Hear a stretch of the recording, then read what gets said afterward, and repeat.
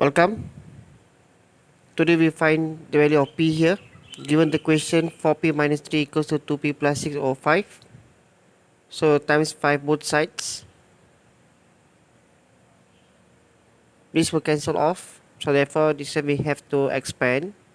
So we have here 20p minus 15 is equals to 2p plus 6. Then what we do is we will group the p together on your left. So we have 20p here.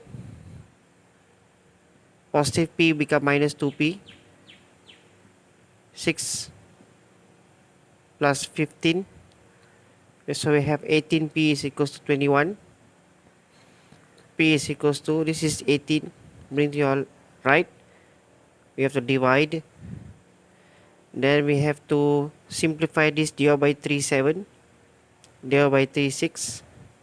So 7 over 6 become 1 over 6. Answer.